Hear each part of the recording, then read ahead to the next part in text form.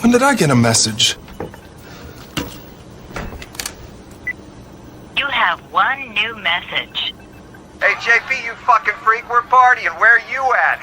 I'll chirp you later. Here's Sam.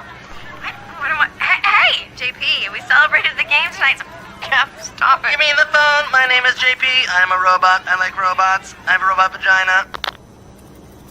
I am not amused.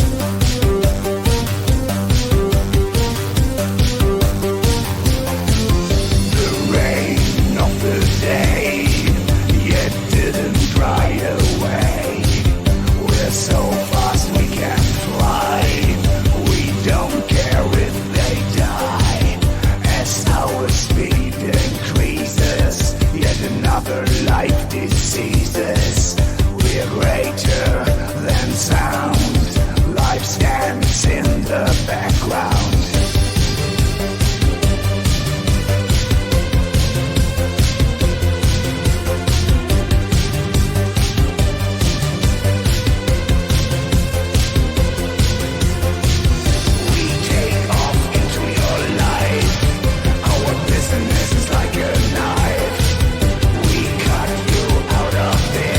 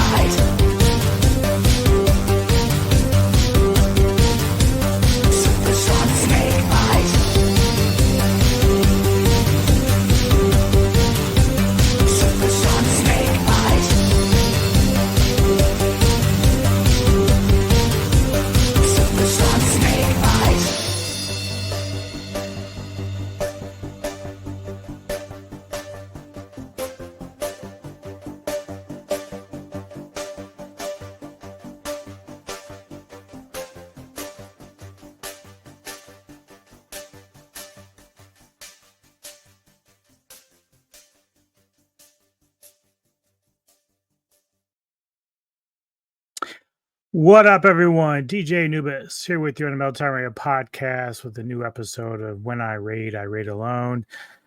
Today, I'll be talking a bit about the Diablo versus Path of Exile drama that keeps happening every few months or whatever. And I don't know, I wasn't really planning on making a video about this today, but I figured, well, what the fuck? The shit's just getting annoying at this point. And now I've kind of sitting there and thought about it a lot more, and it's like, all right, I need to get my thoughts out on this because I think it's important to talk about just in terms of, streamers, gamers, the different types of games and what people are willing to, invest in terms of their time and how much time they have. So, and it really plays into streamers that do this professionally on web, like get paid and monetize and all this, versus the casuals. And so that's really what it always comes down to.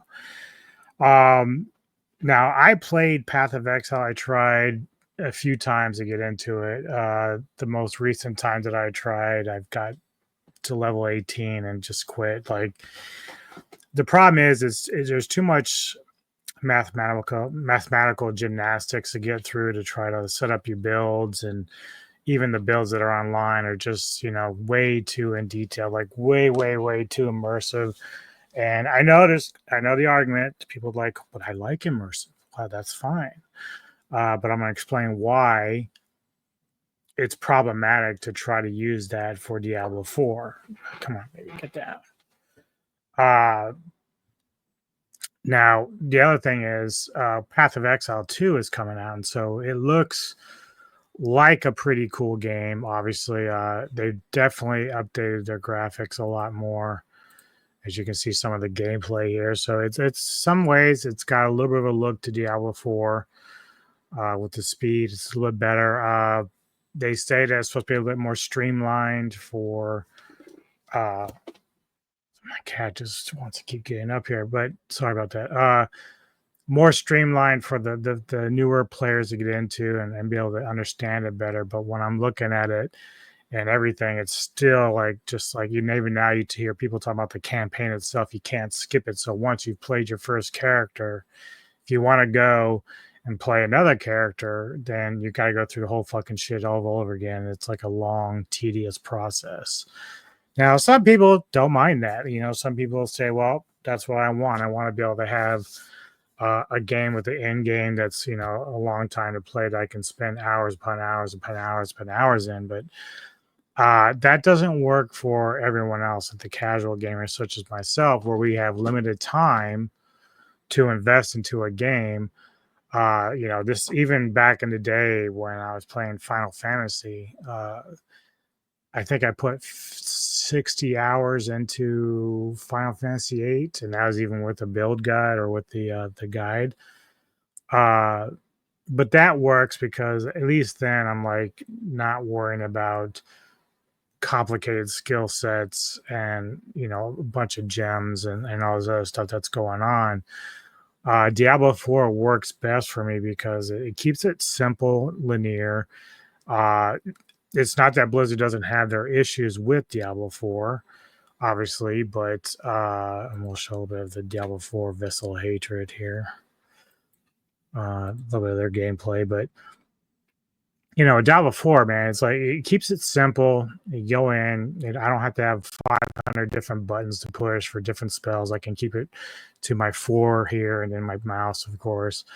A lot of times the complaints are, well, I need more spells. You need more of this. No, you don't. You really don't.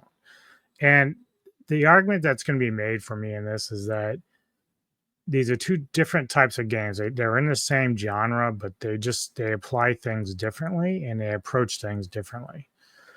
Are there things that Blizzard probably needs to do improve a little bit more on Diablo 4? Sure. But this is the thing. If my biggest gripe about Diablo 4 and with Blizzard is just that you went through a lot of trial and error with Diablo 3, and you probably should have kept those devs when you went into Diablo 4 because they've already learned from their previous experience, like what the issues were, what they needed to work on, and what the end game should look like, or at least get to. And right now, Diablo 4 is just kind of slowly getting there, but at the same time, they want this game to last a decade. This is at least their plan in terms of keeping people invested, gamers invested with it. So, but I don't really need it to be overcomplicated. And Vessel of Hatred has been a joy to play. Now, it gets a little tedious with certain things. Like if it comes to like the Paragon glyph experience levels, like I think they should keep that with both pit and dungeons, because at least then you can mix it up and at least you have a realistic shot of maxing them out at 300 like sooner than rather than later. Because I'm only at like 254, I think, with my Paragon board and stuff like that. So, and I'm not even going to max out my glyphs at 100. I'm keeping them at 45 right now. I'm just getting them to legendary and then leaving it, even though I know if I max them out at 100, it'd make my characters far more powerful. But the grind is a bit too much for a casual player. But at least the option is there for those that are, diehard gamers that are going to be playing, every day, 24/7, etc. But yeah, so that's a little bit of that there. But I don't know. I'm just not sold right now to Path of I mean, I want to try Path of Exile too, obviously, but I'm just not sold that it's going to be the kind of game for me in the long run. And that's always problematic. But the other thing is, when I talk about some of these streamers now, these streamers that I'm going to talk about, I follow all of them and I enjoy their content. I respect their expertise on games. They're like way better at games than I am.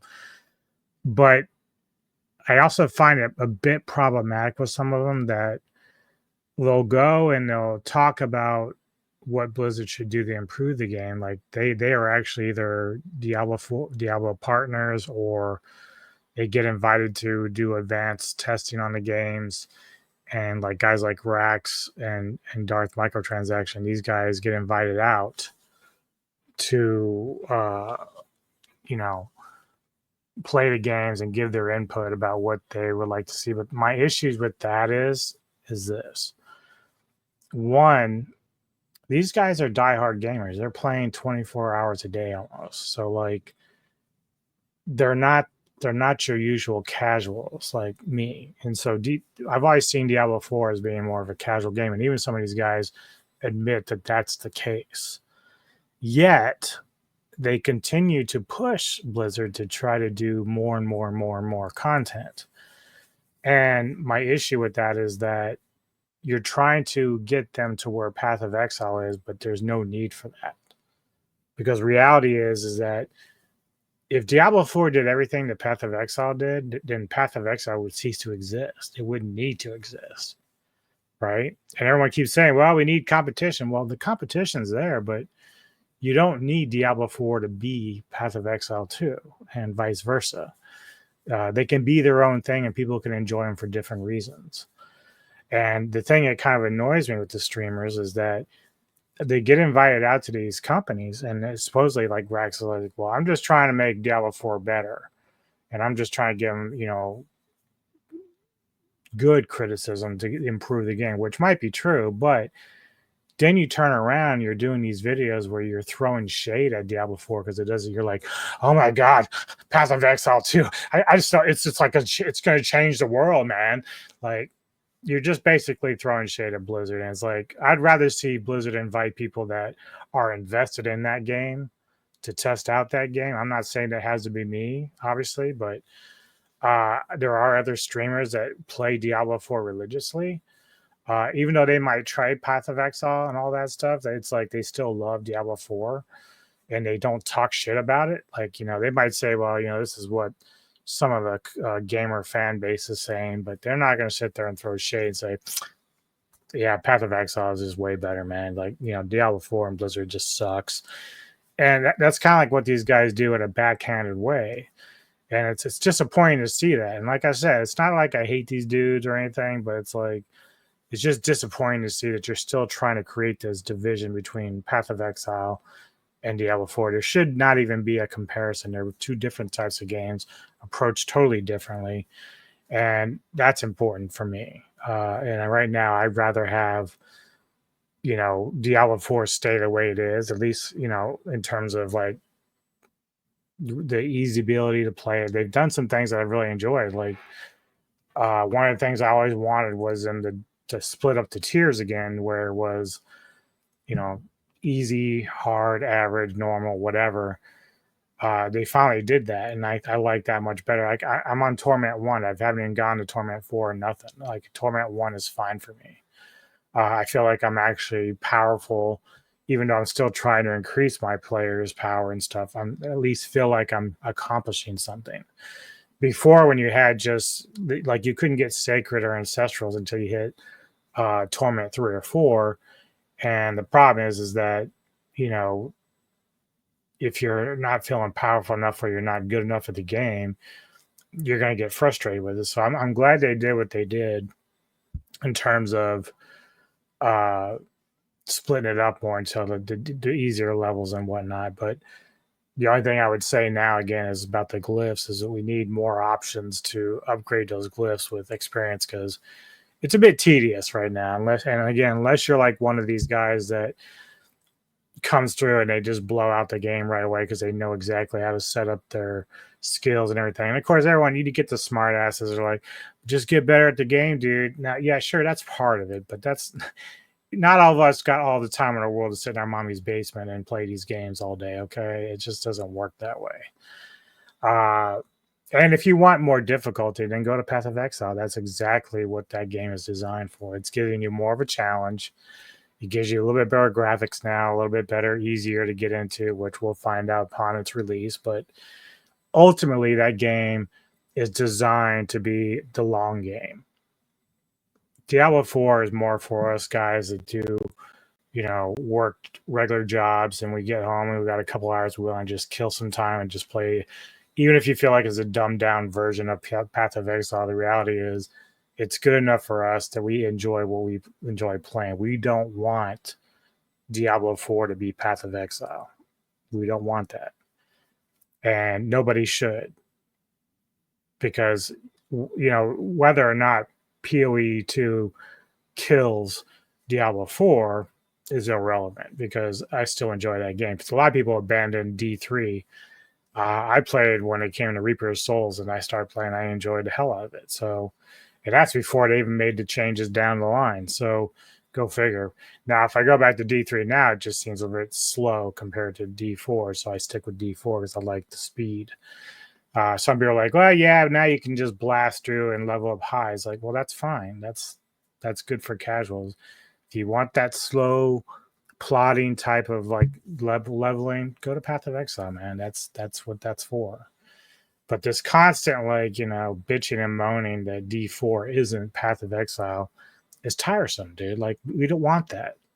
A good portion of Diablo 4 players don't want that. Because then there's no point in having one game over the other. You might as well just abandon the other game if you're going to have the exact same game. It's just ridiculous. And then if you're a streamer and you're supposedly giving input to Blizzard about, you guys like Rax and DM and Asmon or whoever, and you're trying to give input to improve the game, well, that's fine, but let's not go overboard and start trashing them just because they're not matching up to what Path of Exile is doing. And the other thing is too, is like this constant well, Path of Exile 2 is free, man. You don't have to pay for it. Yeah, wrong. Sure, it's free on a base game, but I've learned that DM himself has spent well over 1K on Path of Exile 1. Okay. My $90 purchase plus the other 90 I spent for Vessel plus any small cosmetics that I bought doesn't measure up to a 1K of worth of money. Okay. And you can sit there and say, well, yeah, but you're not getting the content. Well, I am. I'm getting the content. You may not be, but I am. So if I'm getting my money's worth, then what you say means nothing to me. Nothing. But I'm not going to spend 1K on a game, whether it's free or not. That's ridiculous. That's stupid as fuck, actually, if you think about it. I can almost buy, that's like half a down payment on a new PC. I mean, fuck that. Like, I'm not spending a K on a fucking game. That's moronic, dude. You gotta be stupid to do that.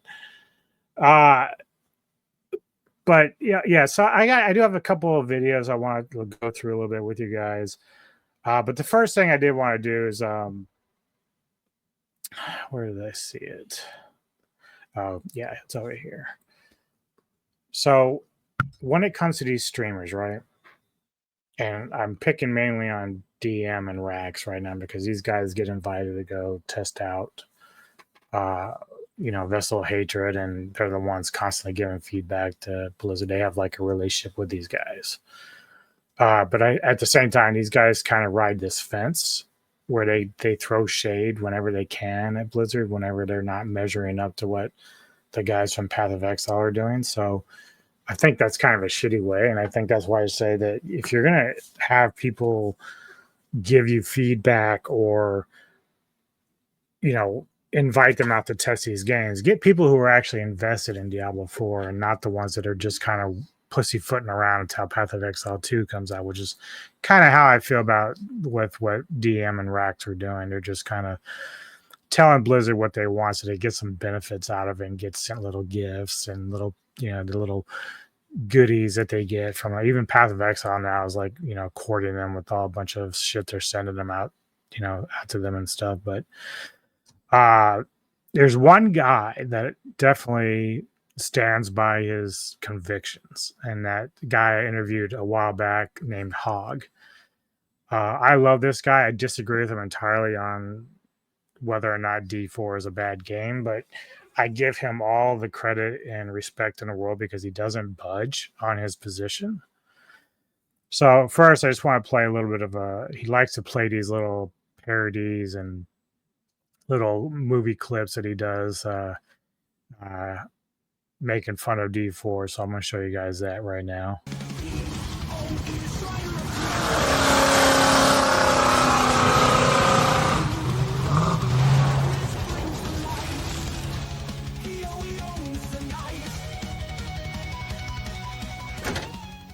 Oh, hey, Hog.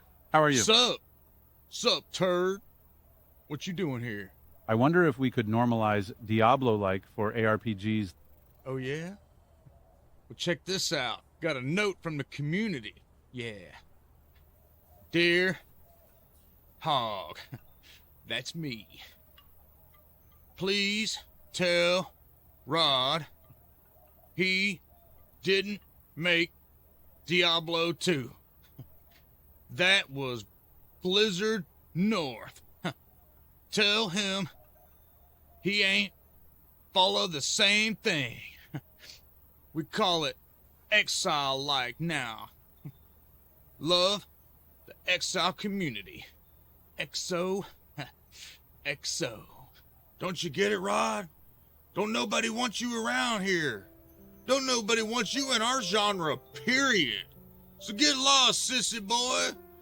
You gonna cry? Yeah, he's crying, boys. Why don't you go back to Target and get you some cookies there, little boy, little tunnel boy? Yeah, see you later, boy. Diablo 4 sucks.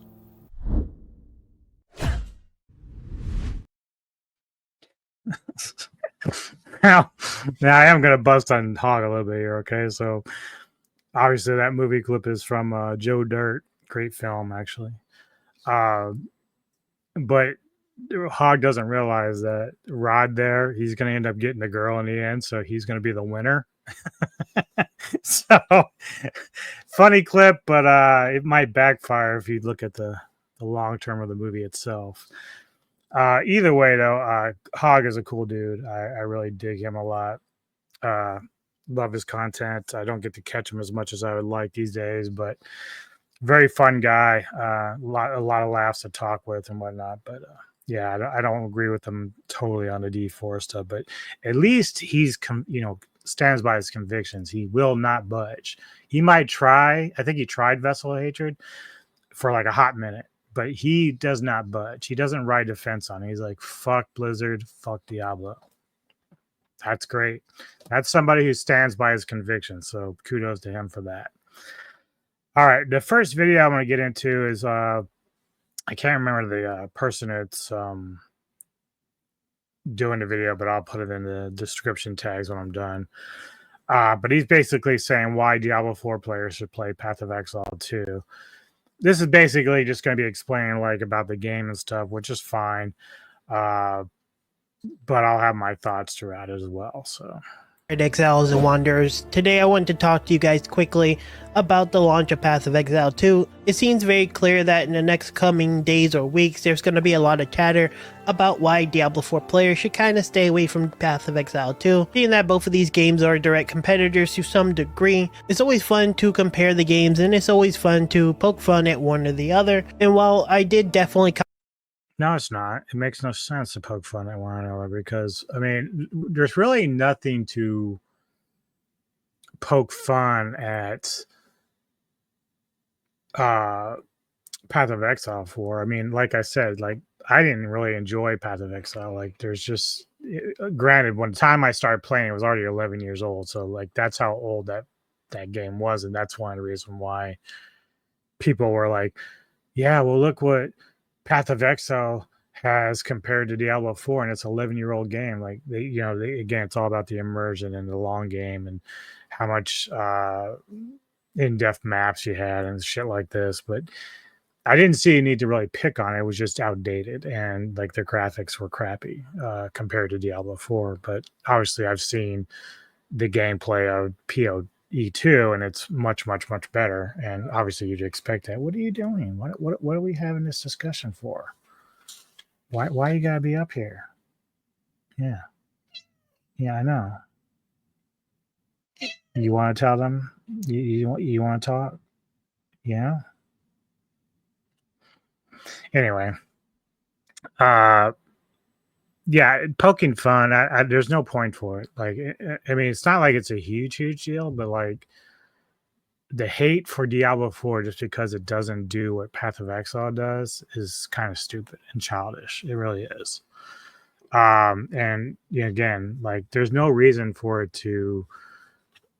either game to be the same as the other one, because otherwise, what is the point? Like one of these games would fail. So either you just have an agenda that you want Blizzard to tank because you don't like Blizzard, or if Blizzard did exactly what Path of Exile does, then Path of Exile would probably go under because they're not quite as big as a company as Blizzard, which is one of the standing points of why people like the guys from Path of Exile, because they're not really a big corporation, but they've managed to put out a pretty decent, well-developed game, right?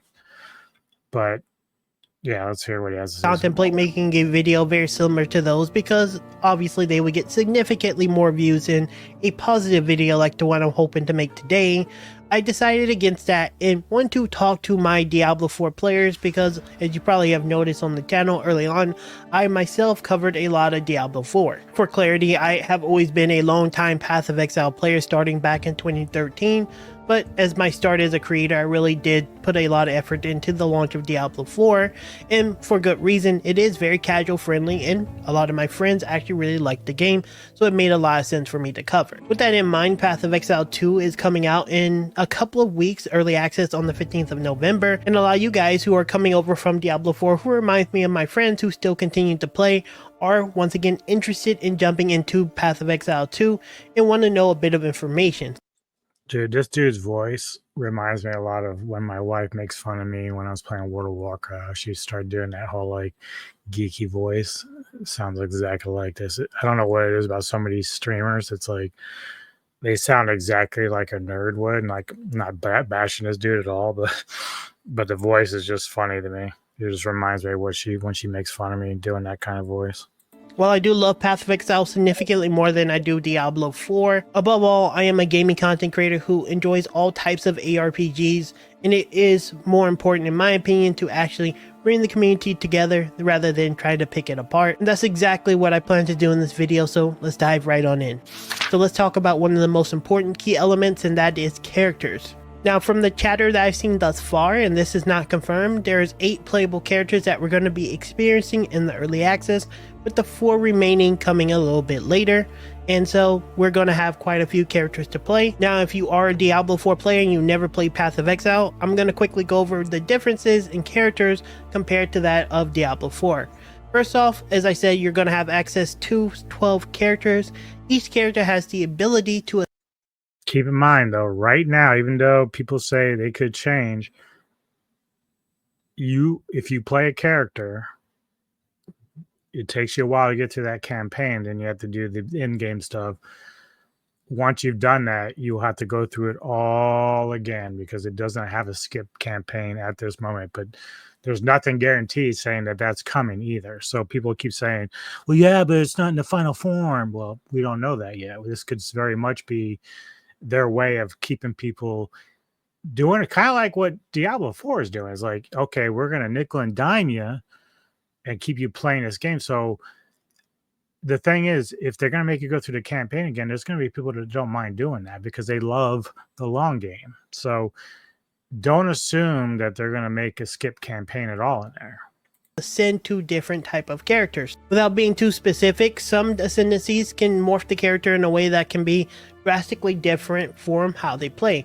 Someone who is a melee focused character can drastically change to a spellcaster playstyle. Someone who's a spellcaster can become a very tanky character that's unkillable. And even characters that you expect to be roguish in nature become these really cool trickster type characters that can use a blend of magic and mobility. Ascendancies is something that really morphs the characters in very different ways, and it feels, in my opinion, one of the most important elements of Path of Exile that you don't see in Diablo 4. And this is going to be something a lot of players who are coming from Diablo 4 has to get accustomed to, because there is some planning that is required when you play these classes. Next, let's... Yeah, see, and that's the thing, though. Like, the reason why Diablo 4 works is because I don't have to overthink it. I don't have to sit there and like, let's break out the calculator and let me do the notepad so I can figure out what I want to do here. I don't want to have to do that. It's stupid. There's no point to that. I mean, if you're somebody who wants to spend hours upon like days and years on this, great. I'm not going to knock you for it. Trust me. But D4 players play D4 for a specific reason. It's not that if people were that, like, for the portion of D4 players that are still playing D4, if they really thought Path of Exile was the answer, they'd be playing it. But there's a portion of them that says, no, it's not.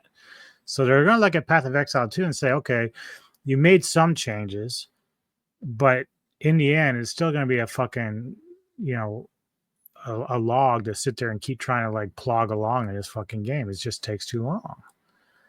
So unless, again, you're like these streamers or gamers that are like playing nonstop, which I don't even know, did they even get outside, see the sun? Like, I don't know. But the reality is, like, unless you're somebody like that, you're not going to want to get into this game. And I'm not trying to detract people from testing out. I'm going to try to play Path of Exile 2 when it comes out. But the reality is that I can tell you now, I'm not going to be invested in that game because it's going to take too fucking long. Like, I don't have all year to fucking do a game.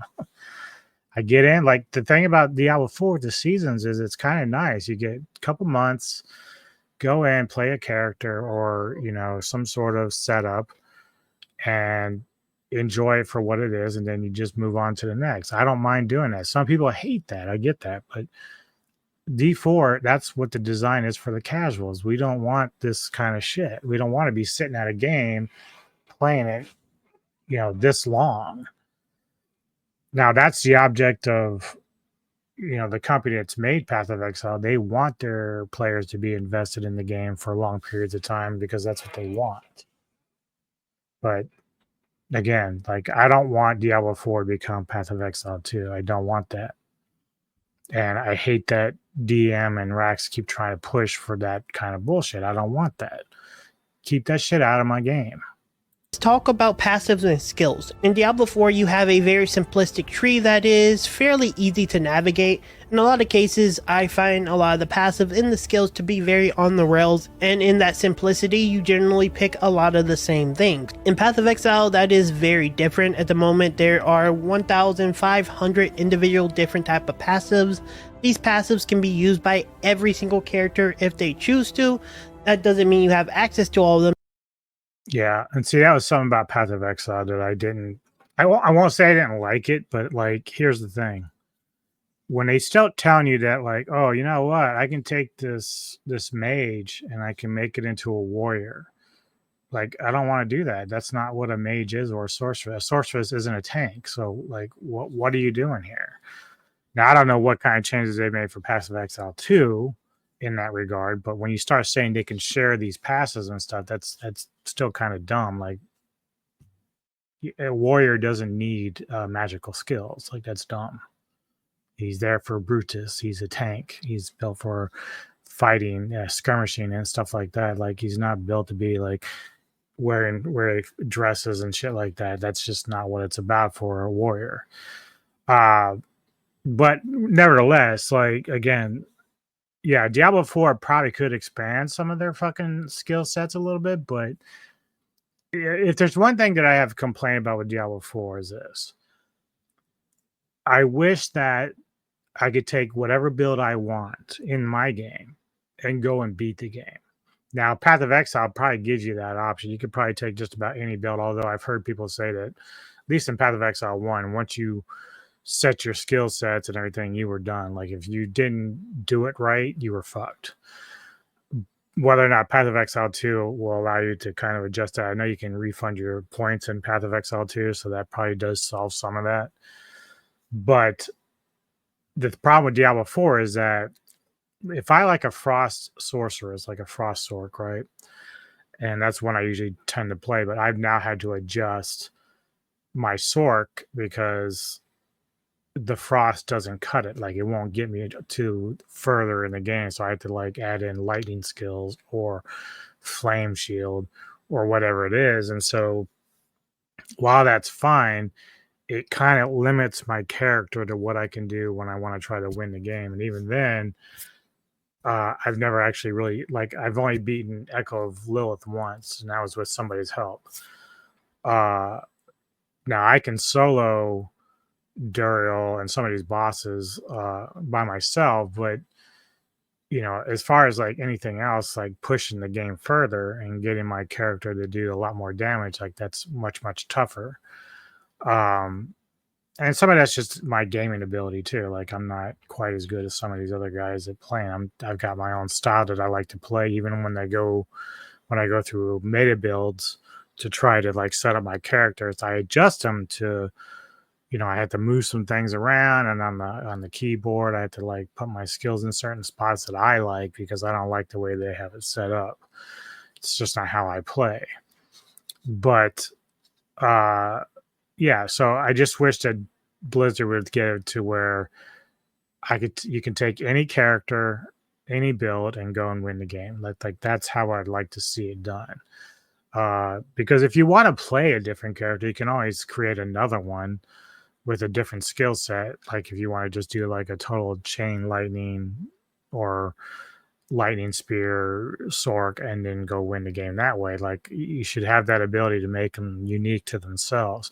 If you want to mix up the spells, you can. That's fine too. But right now, it seems like you can only really take one particular type of character in a specific build and beat the game. And it shouldn't be like that. You should have any build to go and win the game, because there is a limitation on how many points you have. Now, this passive tree is pretty massive. You're probably seeing it on screen now, and it is very intimidating for a lot of Diablo players. I think it's intimidating for pretty much any player, and this is, in my opinion, one of the biggest barrier to entry for a lot of players, because again, it's a very big passive tree that you can freely use. I will say though, when it comes to the passive tree, while it is pretty massive, there is some simplicity to it that you will eventually learn as you continue to play the game.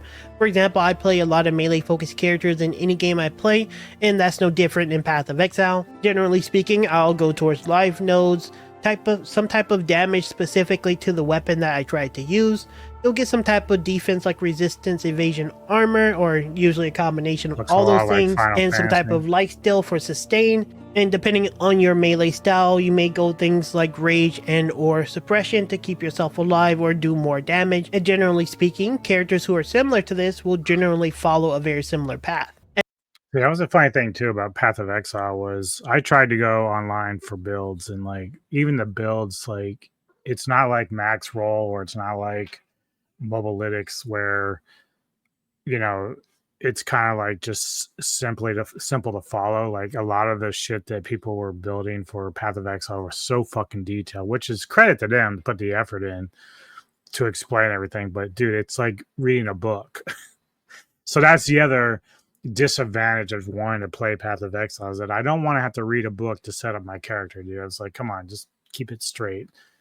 What do I need in my early leveling? What do I need weapon wise, etc., and all that compared to, you know, just writing out 100 different things for like 5 paragraphs for the first 5 levels. Like, I don't need that.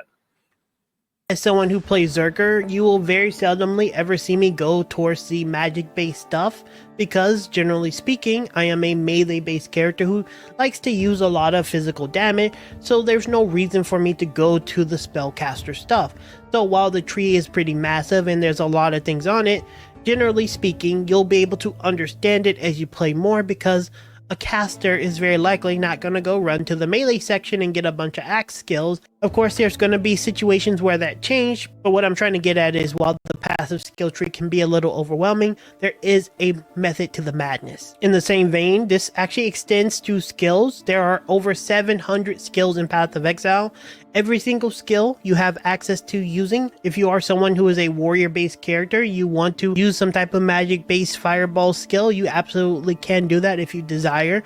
And that's something a lot of Diablo 4 players are going to have to get accustomed to because, again, you have that on-the-rails experience where everything is kind of laid out for you. Again, this is not a fault of Diablo 4. I actually like this design because sometimes I do want to casually play, but this is going to be something that you as a player who is coming over from Diablo 4 have to get accustomed to in Path of Exile 2. Next thing I want to talk about is boss fights because this is a very significant change than what you see in Diablo 4.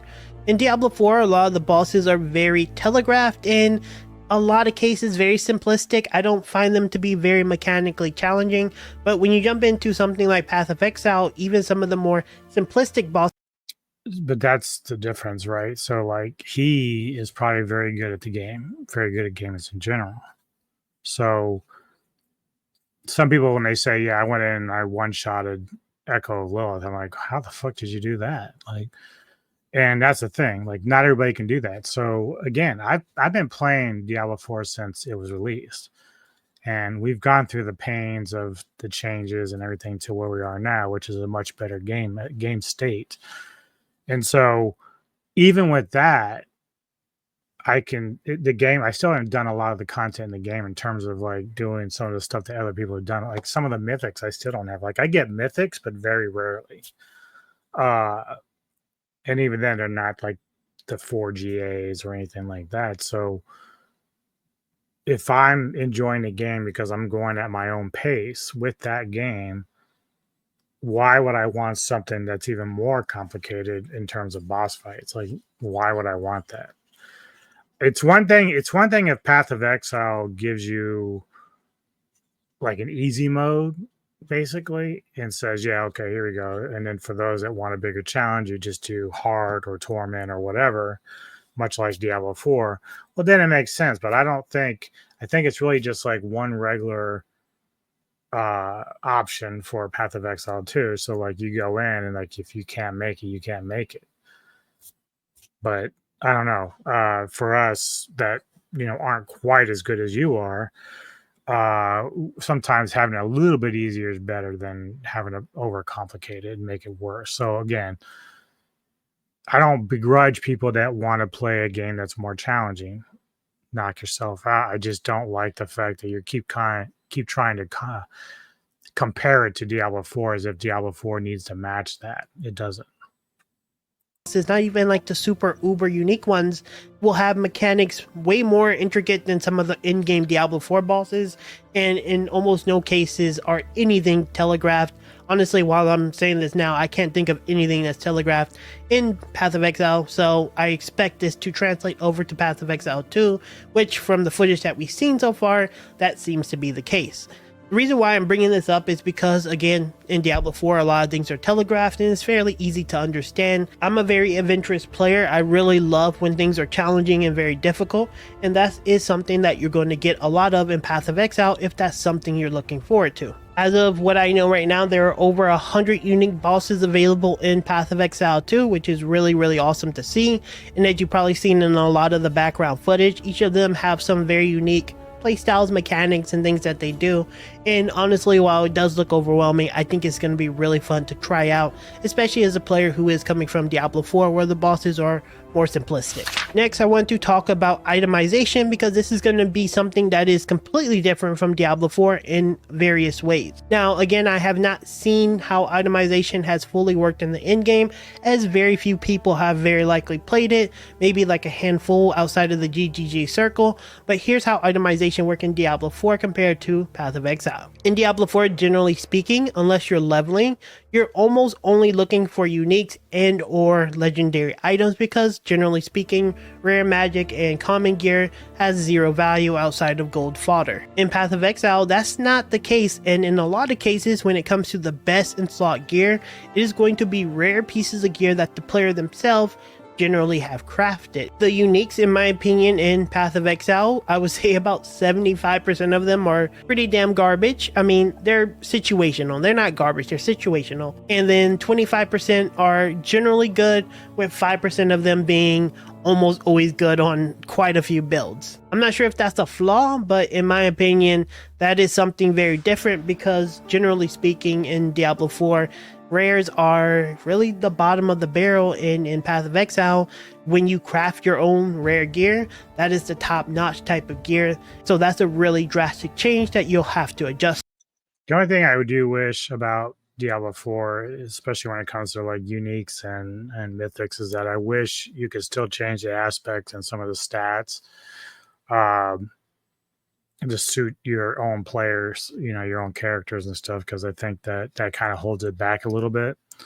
So even though you can upgrade them, it doesn't really do a whole lot of good if the stats don't match what you need for that particular build. And so that's always kind of a downer, or that you can't change an aspect on, because I think that would make some builds like worlds better than they already are. I don't think you can do that with Path of Exile 2. I think it's just, but they do drop more items generally. If I recall from Path of Exile, there are more, because I used to go, my bag would fill up really fast with shit. But I don't know. Yeah, I just thought about that, like in terms of forging gear and stuff in Diablo 4. I just wish they would allow more shit in that regard. The last and final thing I want to talk about in this video, because I do think this is something that a lot of Diablo 4 players need to be aware of, is that there are a lot of league mechanics that are available in the game. Very similar to the seasonal system in Diablo 4, there are league systems in Path of Exile, and generally speaking should be carrying over to Path of Exile 2. For reference, there have been, at this point, as of what I'm looking at right now, 40 different league mechanics that have come and go, with a lot of them carrying over to becoming a full-fledged mechanic available in the game. There's some very simplistic ones like ambush and invasion, where you would in theory open a box but will summon monsters that you will have to kill in order for. I don't know who that is playing, but dude, look at the shit up there. Like, he's got a lot of shit going on. That's pretty strong build. To properly open, you can use your currency to upgrade it into like different type of ways to make it more powerful and be more rewarding. Kill the monsters and you get a ton of loot. Where on the other end, there are way more intricate systems like Betrayal, which I really don't want to explain in this video, but because how convoluted it can be at times, with your ultimate goal trying to understand who is at the very top while unlocking really cool items that can be unveiled. Again, this is a very intricate system that requires in a lot of cases 3-hour videos to explain. Thank you, Zizarin. But ultimately, that's something that Diablo. And see, that's what I'm talking about, though. he just admitted it. It's like, in order to explain everything in that game, you need 3 hours. There's no way you should need to do that for any game. Like, I mean, granted, maybe my ADHD is part of the problem with that, but like, I just can't see myself sitting through a 3 hour video trying to learn how to play a game. Like, it just makes no fucking sense at all. Because really, I just want to get in. I just want to play. That's it. Get in and play. And when I get home from work, or if I'm doing other things and I get home and I want to jump on for a couple hours on D4, it's fun. I got 2 hours. I can just sit there and chill and do nothing and just have fun playing. That's all it is. Don't have to overthink it. You know, even though sometimes I'll go through and I'll redo my builds or whatever. Or if I see new builds that pop up in the meta builds, I'll check them out and see if they do any better for me with my characters. But overall, I just feel like if I was playing Path of Exile or 2, I'd be sitting there for days trying to like figure out my build. I'm just like, you're spending more time trying to dissect it rather than play the game, and I don't want to do that. That's just not what I'm all about. Now this next video I'm going to go through is about what I was talking about earlier. Now I don't know what this person's going to say about it, but basically it's Path of Exile 2 is pay to win. And I said this about how everyone keeps chirping about how it's a free game, which it is. The base game is free, but you're paying on the back end. So with Diablo 4, you're paying up front, and you might pay for a few cosmetics, but the cosmetics aren't going to be game changers. It isn't something that's going to improve your play. Whereas Path of Exile, the transactions on the back end actually have to help your game because you don't have the tab space, the stash space, et cetera, et cetera. And so, again, like, DM was like, well, I don't mind putting the money in because I would like to reward the Path of Exile developers for their hard work and making a good game. Well, that's fine, but I'm not paying up 1K into a game, even if I had to pay $90 ahead of time. Like, I'm just not doing that. And no one's forcing you to buy cosmetic items. Like, that's not something that you need to have to play the game. They're just nice little bonuses. And even then, I don't buy them that often. So when I do, it's like, okay, I'm going to treat myself. But for fucking Path of Exile, I don't want to spend a bunch of money just to have tab space. Like, even though Diablo 4 is limited itself, at least they're not forcing me to buy it. You know what I'm saying? Like, that's stupid. I would never do that. That's dumb. All right, let's see what this guy has to say. But first, you'll need to pick a class. So let's talk about support gems. So, speaking of builds, let's talk about one of the most iconic Path of Exile systems, the passive skill tree. Yes, it's huge. There are over 1,500 nodes on there. Now, a lot of people open the tree and can get a little intimidated at first, but try not to be scared. There are lots of options, but at its core, it's pretty simple. As we showed you earlier on the Sorceress, you can swap between weapon sets on the fly as you use certain skills. Now, we haven't even talked about the most important element of character progression, items. The last character progression system that you can do during the campaign is Ascension. Ascension in Path of Exile 2 requires completion of one of the Great Trials, which you'll find as you progress through the campaign. Ritual altars are sacrificial sites built by the mysterious King in the Mists. If you encounter this symbol on the atlas, then you know that the area contains ritual altars. Some maps have been touched by insanity. A mysterious entity has taken a special interest in you. Step through the looking glass and you will find your nightmares coming to life. When you touch a mirror, the mists of delirium will spread out across the area, infecting your mind. You must stay within the mist to maintain the nightmare, which is as profitable as it is terrifying.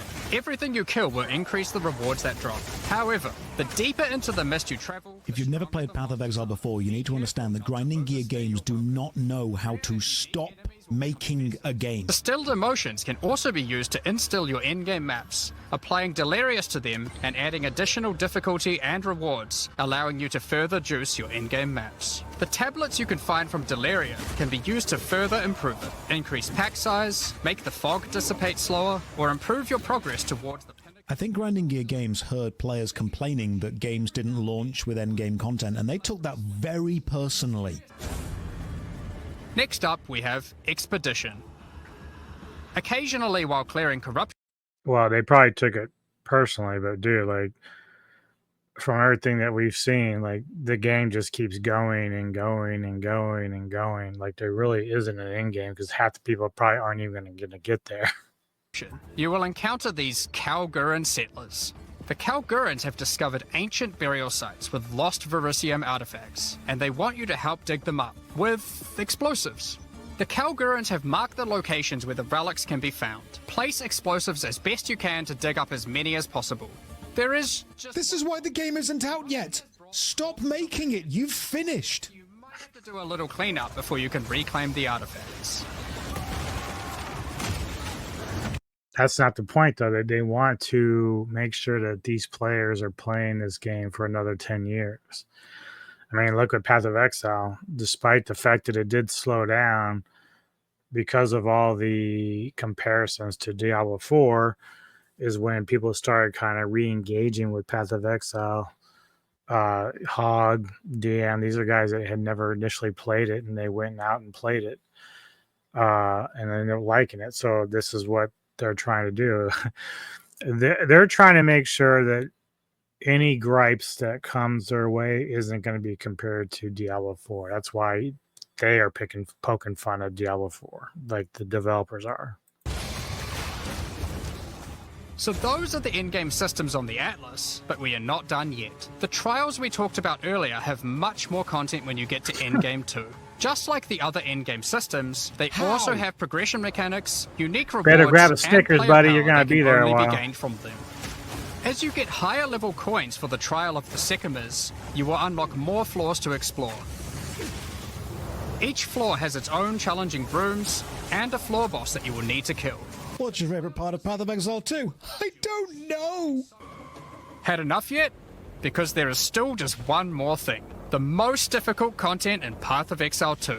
While mapping, you might come across this fortress that has emerged from underground, surrounded by an enormous... So I wonder what the map is. That like different zones, I guess. I'm just trying to figure out, like,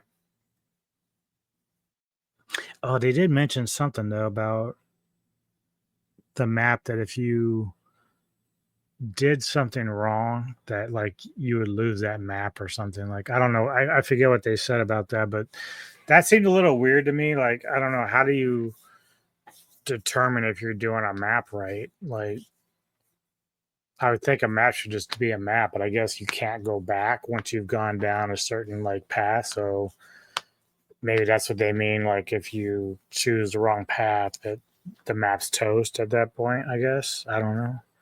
A little weird, but This maze riddled with danger. Is the maze preventing something from getting in, or something getting out? This fortress is of ancient origin, and its construction has similarities to the towers and tablets that you have been using on your journey through the endgame. It is clear from the entrance that there are 3 keys required to enter. Local factions are vying for access to the fortress in order to seize the power they believe will be inside. Each of the faction's leaders have managed to get their hands on one of the keys, so you will need to defeat them. You know what's inside? More systems! You can see one of them inhabiting the city, but in order to fight him, you will first need to defeat their 2 lieutenants in the adjacent zones. Just give me the Be game! careful. If you fail against either of the lieutenants, or to kill the leader, they will move on, and you will need to find them again. Kill Just all the give Uber me the bosses and you will game. gain access to the fortress. So these are your challenges for PoE 2. As you can see, this project is crazy huge. Way bigger than even we expected when we started out. But how do you gain access? Well, during early access you'll need a key to get in. To thank our existing PoE supporters who have spent more than $480 US, we'll be giving you guys a key for the PC version for free. Anyone $480. $480.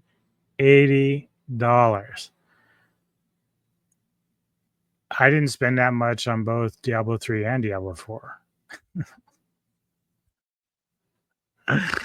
$480. Oh my god. Anyone else who wants one can get one by purchasing one of the new early access That's supporter free packs for that you have just though, been isn't it? released to the store.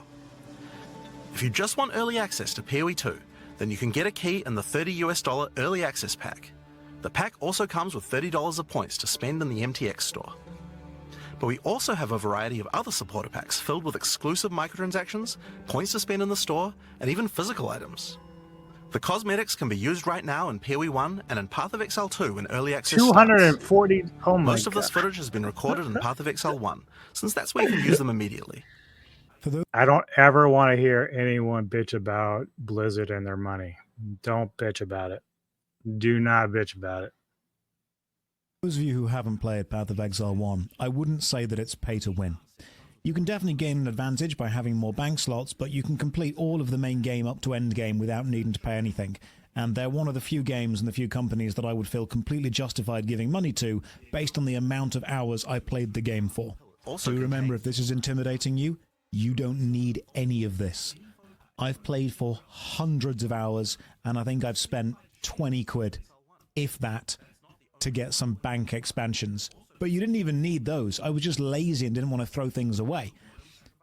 So all of these cosmetics, all these overrides, they're not mechanical advantages. You won't need them. You can play this game for hundreds of hours. If it was genuinely pay to win, it would have died years ago.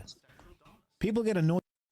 Well, it did kind of die. Path of Exile did die for a period of time. I mean, again, it only got reinvigorated when the competition between Diablo 4 and what they weren't doing got people to go out and try Path of Exile, and then it just got reinvigorated. But again,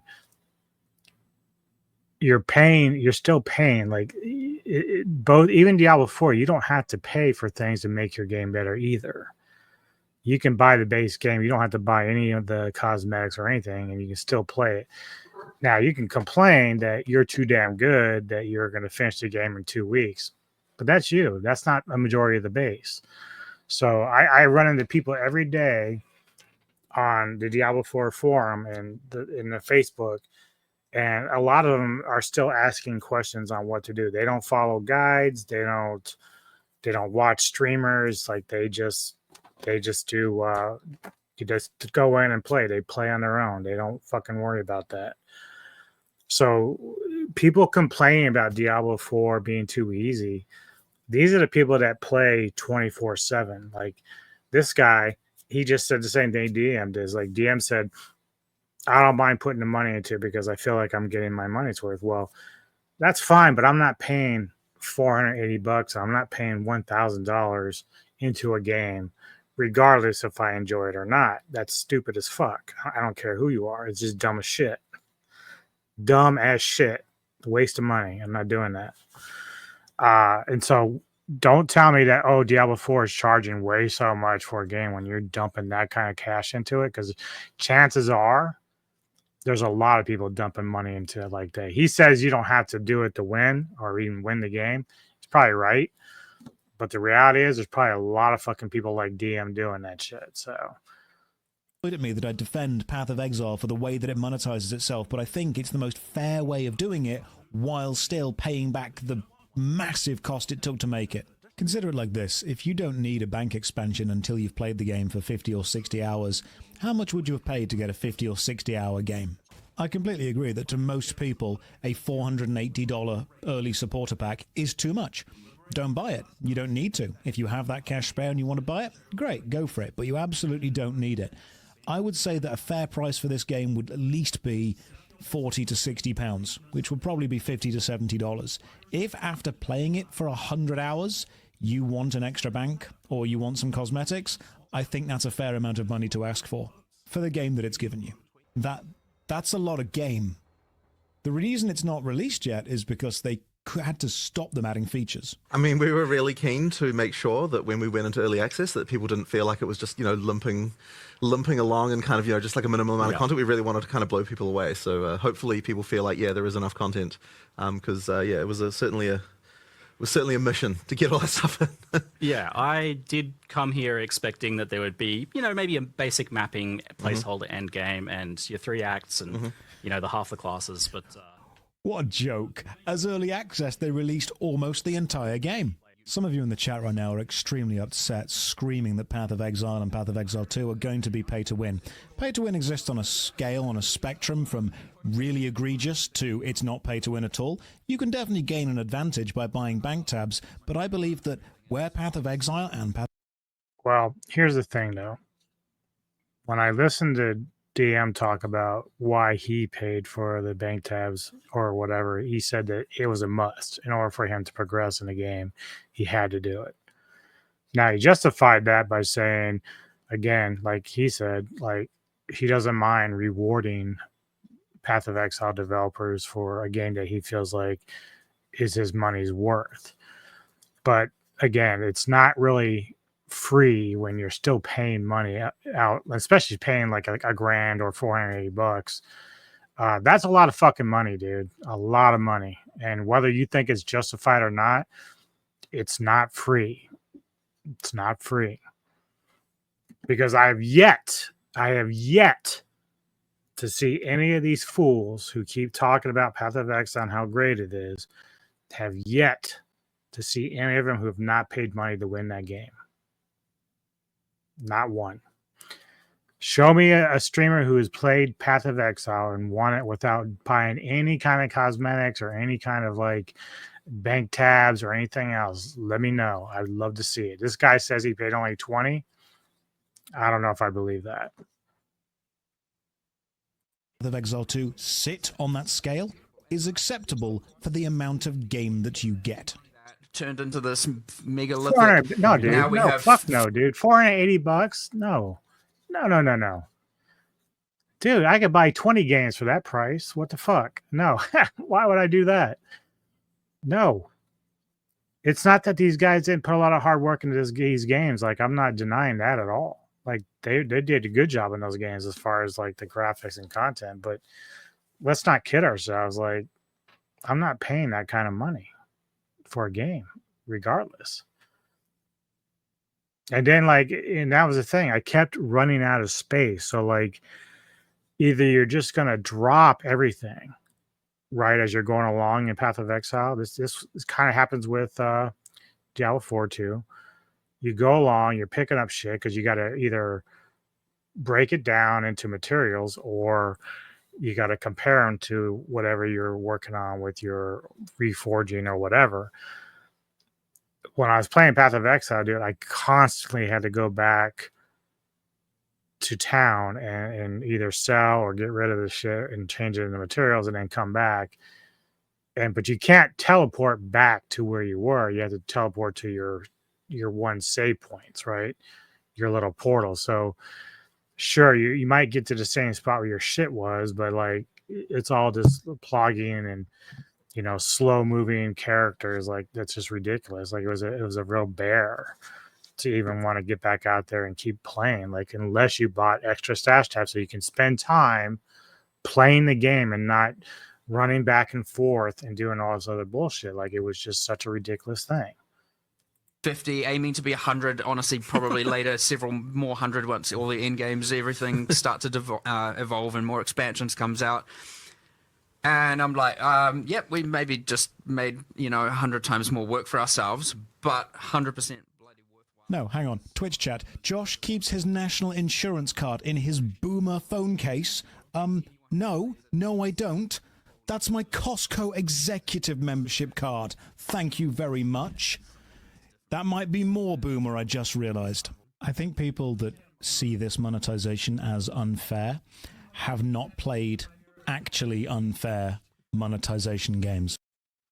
I don't think it's unfair. This is the thing. Like it's the same thing with Diablo 4. Like whenever Asmon would complain about WoW and like the store and the mounts and everything, it's like, well, no one's forcing anybody to buy these things. Same thing with the cosmetics. Like no one's forcing you.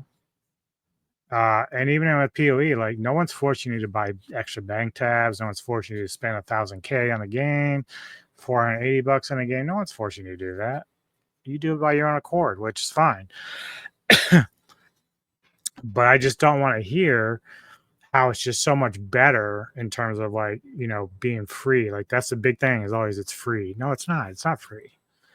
you're spending money at some point in that game to continue to play that game. You might love it to death. You might think that it's so immersive that it's worth it, but you're still spending money. It's not free. We just have to get around that idea that they keep calling it free. It's not free. Even if Path of Exile 2 was pay to win, which I don't believe it is, imagine the absolute strength when someone comes up to you and goes, "Oh yes, I spent several £1,000s and now I'm the best in the world at this system." And you can reply, "I haven't even engaged with that system. I don't even know what that system is. I'm not even involved in that part of the end game. I've got no idea what you're even doing." And you wouldn't even be lying. The game is that big. I was planning on seeing my family over Christmas, but I might need to give my mum a call and tell her that, look, I love her, but this just has more skill trees. Actually, if I dodge my family this year to play Path of Exile 2 over Christmas, I do gain points in the family dodge. Dude, you would not just miss Christmas. You would have to fucking like plan for the next entire year of not leaving your house. That's how immersive that game is. And, you know, I'm sure some gamers are going to be doing that. They're going to be sitting in their chairs and they're not going to leave. In fact, they might die in their gaming chairs because they're going to turn into skeletons playing this game that's so long. But I'm not going to be one of those guys. I need to have at least a little bit of reality, and I need to at least touch grass occasionally. You know what I mean?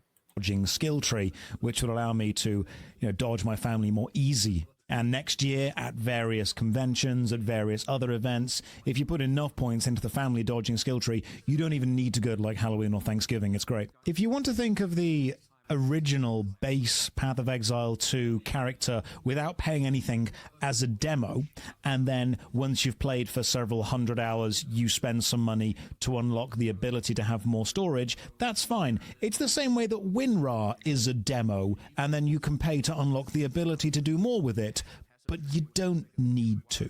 Some people in the chat are confused about the price. The $30 is the early access pack.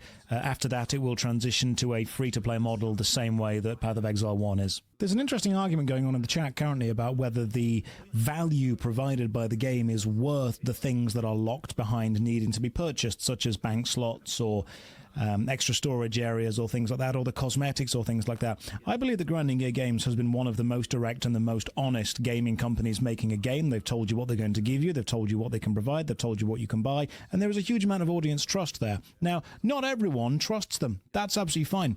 I personally do. I think that if they wanted to make a low ball money, they could have used underhanded tactics for the last couple of years. Oh, no bias there, right? But had they have done that, we would not be sat here now looking at Path of Exile 2. If they had been as unscrupulous as people accuse them of being, this wouldn't exist. It is undeniable that there are a lot of people who just want to complain about something not being perfect. If you want to... Oh, being still in my heart.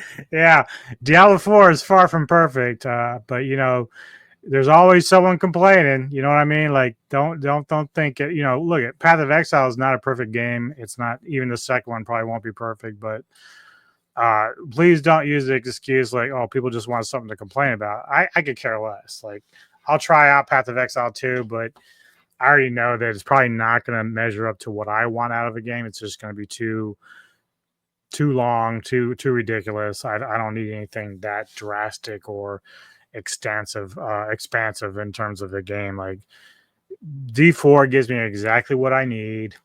Get in and get out. And then, of course, they do have some work to do yet, but I'm fine with giving them time to do that. It's so funny when these guys put a delay on Path of Exile 2, people were losing their shit. They're like, oh my God, you've had so long to get this out. Like, what's going on? It's like, dude, patience. But they look, Path of Exile fans behave the same exact way. Hell, there's PoE fans that hate PoE too. They think that it's selling out or whatever. But the reality is like, you got haters from all over the place. But yeah, no, dude, like, people complain about D4 all the time. And I'm just like, if you don't like the game, don't play it. Move on to something else. And I say this with DM and Rax too. Like, if you guys think that PoE 2 is world changing and it's like the game to be or whatever, then stop playing D4. Stop trying to ride this fence and get all the goodies and grift off the game that you supposedly don't think is good enough or enjoyable enough, and just stay away from it. Like, quit pretending you like the game. Like, that's the thing that gets me, is like, it's not that they can't play both. It's just that I get tired of this constant like comparison of like, oh, it needs to be more like Path of Exile. No, it does not. That's the whole point of why I'm doing this video. This video is for me to say, fuck you. Let D4 forge its own path. Let it be its own thing. Let Path of Exile be its own thing. This way, it's the best for everybody involved.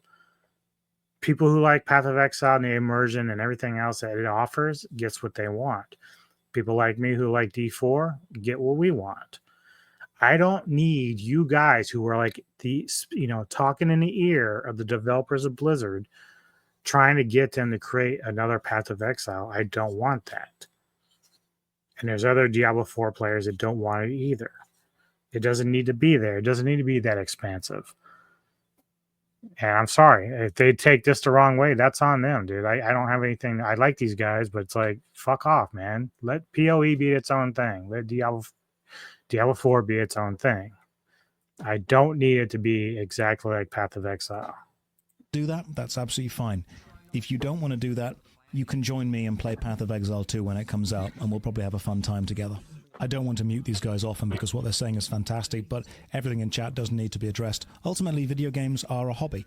They are your hobby, and they are fun, and they are enjoyable. All hobbies ask a small amount of financial investment from you. Sometimes they ask a large amount of financial investment from you. I can't talk. I play Magic the Gathering and Warhammer. I have two expensive hobbies. I believe the value proposition that Path of Exile 1 has given me over the years is worthwhile.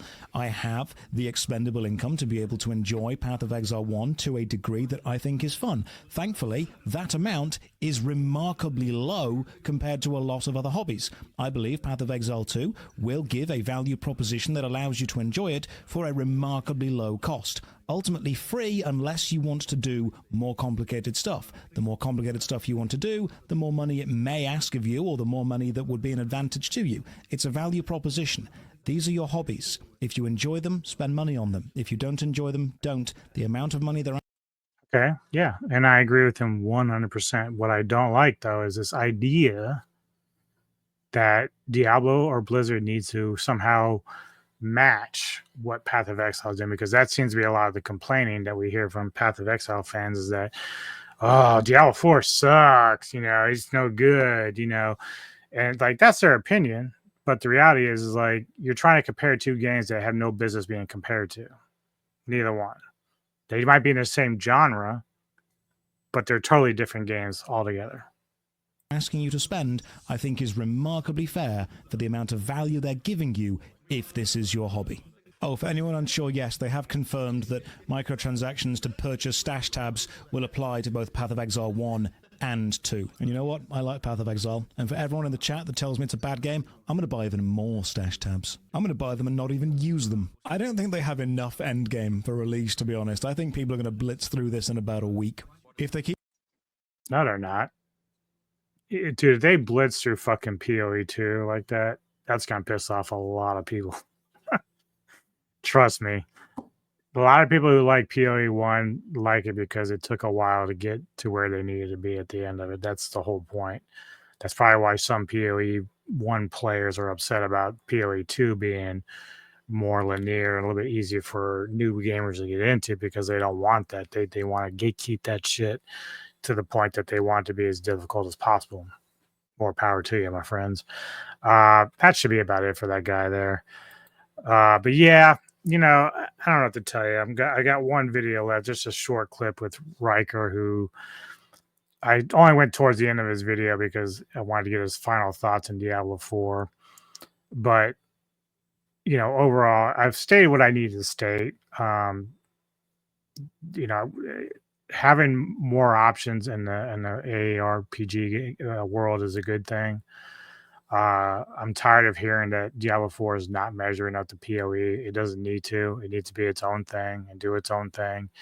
And for casual fans, like if that's how these same streamers think that Diablo 4 is designed for the casual guys, and let it be for the casual guys. Quit trying to push it to be something it's not. Quit doing it. Just quit doing it. You don't like the game? Leave. Do something else.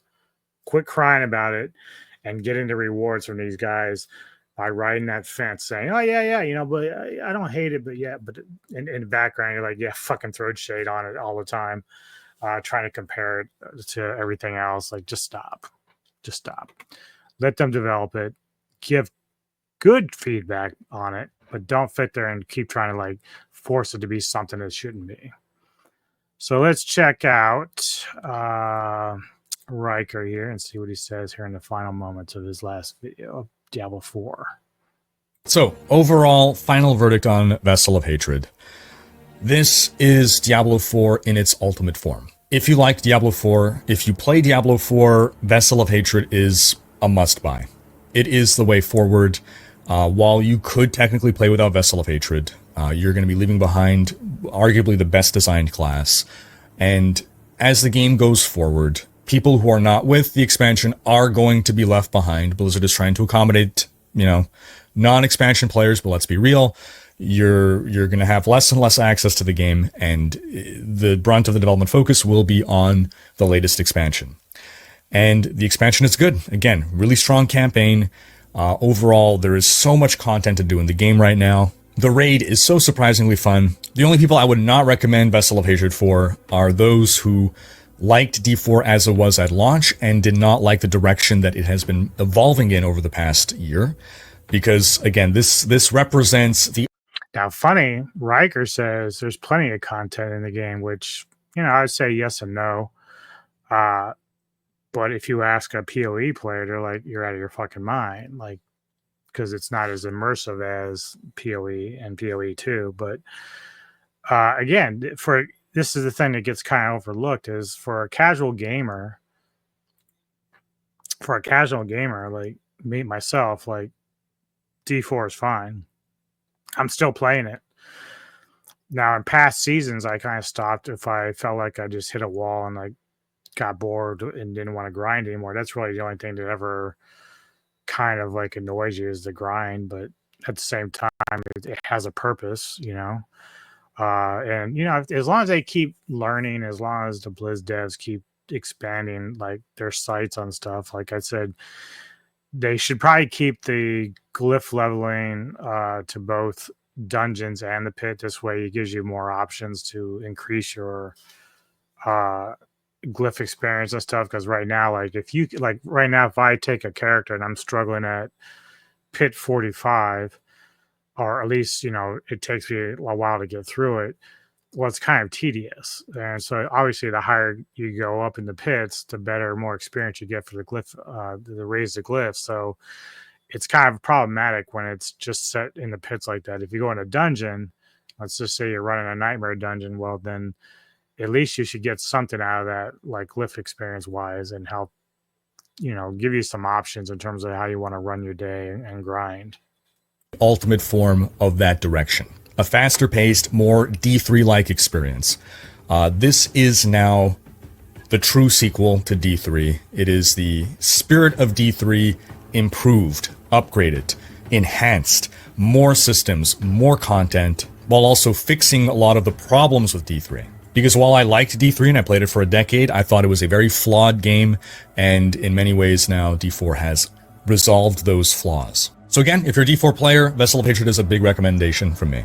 Now, a few months ago, I put out a video on my top 5 ARPGs of all time. And this was before Diablo 4's Loot 2.0 patch, and Diablo 4 did not even make it onto my list of top 5. Now, Diablo 4 ranks as my number 3 top ARPG of all time, and if things keep improving, it might be gunning for that number 2 spot. So, well, look at that. Riker being fair about it, which is great. I like that. I've always liked Riker too, so that's and he's not always sometimes he's critical of D4 too, but he's fair when he needs to be fair, and he doesn't throw shade like, oh, D4 needs to be PoE too. Come on now. If you are an ARPG fan, Diablo 4 I think is one of the best ARPGs you can be playing today. If you loved Diablo 2 and hated Diablo 3, you're probably not going to like Diablo 4. If you super hate MMO and multiplayer, we're going increasingly in that direction. Overall, it is possible to enjoy this game as a mostly solo player, but just be aware that there's more and more MMO stuff seeping in. So that's going to wrap up this video, folks, but stay tuned for a whole bevy of more Diablo 4 content along the way. Also, folks, we're doing the Patreon banner this year. Anyone All right, so there you have it. Good words by Riker, and I agree with him. I don't know if I play Diablo 4 is like one of my favorite games ever, but like then again, it depends on. I'd have to really think about my experience with ARPGs, but certainly I've been playing Diablo 4, and I was playing First Ascendant for a while between the seasons for Diablo 4, and once Diablo 4 came in, like I just dropped First Ascendant. I've gone back a couple times, but I still just come right back to Diablo 4. Like that's the game for me. I can have fun just chilling out and playing for a couple hours, and I'll see how PoE 2 does. It may shock me and surprise me, but Hog kept trying to get me into PoE, and I got to level 18, like I said, and that was about it for me. It was too much of a plog. Now, PoE 2 does look like that the speed of the game is up more, which is nice, because I felt like it was way too slow when I was playing Path of Exile. But then again, maybe that was because my skill sets weren't maxed out or whatever, and so that can always have an effect on that kind of stuff. But we'll see how PoE 2 goes. I just look still like a bear to get through. I just don't want to be doing that, and then you have to wonder about splitting time between that and Diablo 4 whenever they come out with Season 7 and all that stuff. So it just depends, I have to see how it goes. I might be surprised, maybe not, but either way. What do we got coming up this week? Let me see here. So later tonight, Mr. Tony the Dead and I are doing another Ghouls of the Midnight episode. This time we're doing Deathgasm, one of my favorite movies. It's my pick this time, so we're gonna sit down and review that. Obviously tomorrow will be Thanksgiving. We won't be doing anything. We'll be driving down to my wife's parents' house, which will be moving soon, close to them in Delaware. So that's going to be happening very soon. But I'll be coming back tomorrow night. She's going to stay for the weekend. But I'm coming back tomorrow after Thanksgiving, and then Friday, I've got Cinematic Synergy with Kevin Lambert from the Entertainment Headquarters as we review his movie Savage Dawn, and then his pick. And then later in the evening, I'll be hooking up with Rick Meyer again, author, for Action Film Autopsy, the fill-in for Fat Samurai Guys. He talks about some of the films that he's been really into, and we'll sit down and review and give me a synopsis of the films that he's watched. The 30th, Saturday, a couple things going on. 2:00 p.m. Eastern, I'll be sitting down with Jedi Grand Vale, and we're going to continue my Kaiju Spotlight series where we talk about Jet Jaguar. And then at 6 p.m. Eastern, going to the Kevin Lambert channel, the Entertainment Headquarters, to do a review of the 1951 or 1955 film Tarantula. And so that'd be fun, considering I am in the tarantula hobby myself. So that'd be a lot of fun to sit there and talk about that movie, classic giant monster movie. But that's all I got coming up for now. Then the following week, won't be doing any content. I probably won't have internet access as we start to get the move going and get ourselves situated to a new place. And then by then, probably the following week, I'll be back up and running. We'll see how it goes, though. But yeah, thank you all for, if you got any comments, I know you're probably going to flame me some. That's okay. Just be kind about it. Don't be an asshole. If you just disagree with my points, that's cool. I don't have a problem with that. But if you're going to be an asshole, I'm banning your ass right away. So be respectful, motherfuckers. Anyway, see you next time on the Metal Town Radio Podcast. Cheers.